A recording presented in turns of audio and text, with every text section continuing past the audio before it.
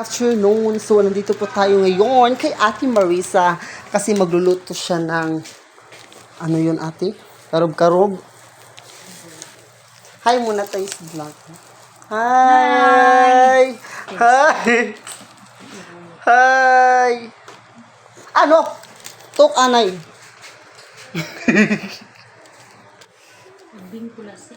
So, mayroon po tayong tinatawag na Tolosa Community Eye Center.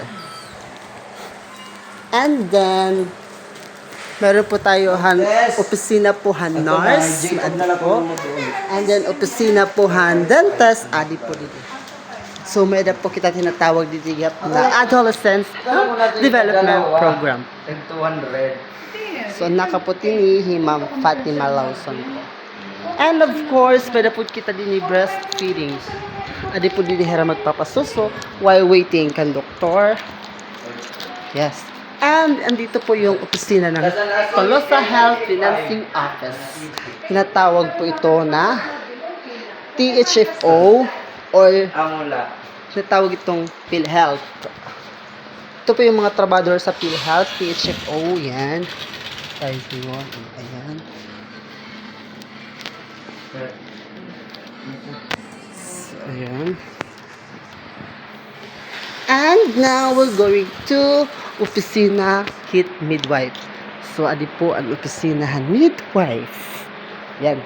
And then, obsa kumadiha sa kub, makadto po anay dito ang admitting area. Ang admitting area, amo po ito han mag-i-interview han mga pasyente kung kay ano hira magpapa-check up. So, after to, makadiha pilha, after admitting, makadina po kita labi. Ang tinatawag na waiting area ini adat mga pasyente dire ni waiting area. Adi na po mapila ang mga pasyente nga da tikadto si doktor adi po dito Doc Lin. So ang pasyente adi si Doc Lin. So amo tinatawag na step 3. After step 3, mabalik po hira ngadtuhan PhilHealth. Kung kaano, mabalik hira PhilHealth, kahuman hit check-upan or butangan medisina or resetahan hit doktor. Kay pipicturan po hira. Para po, ma-enroll hira ka PhilHealth. Nga ng medisina, kay kanan, basta amo na itong proseso. And then, kung ikaw pumala ang ginaaba, turumba ka, or something else, ari po amon higdaan, forced oxygen, and the wheelchair, kung dire ka na makakalakat, or nakikiang ka, or may samad ka na haglarom. And then, adi po ang amon paglimpyuhan mga samad. Dressing area niya.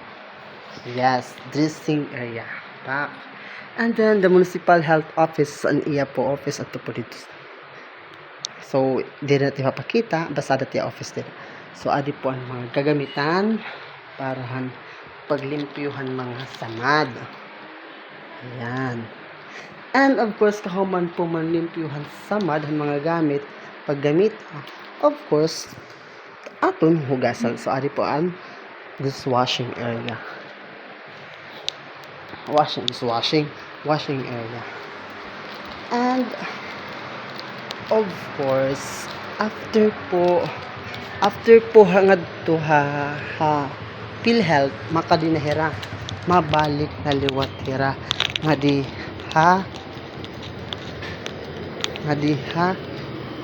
pharmacy. So, ang tinatawag na pharmacy, adi po makuha ang medisina. After po, ngadto PhilHealth, kaging picture naman nira, nga dinahira pharmacy. And of course, may po kita opisina hit sanitary office. So, an RSI. So, an assistant niya is Ariel Pilumaget, which is ako po yun. And then, Rage Bani Zero, siya po yung mayor ko. And that's all. Thank you very much. And God bless.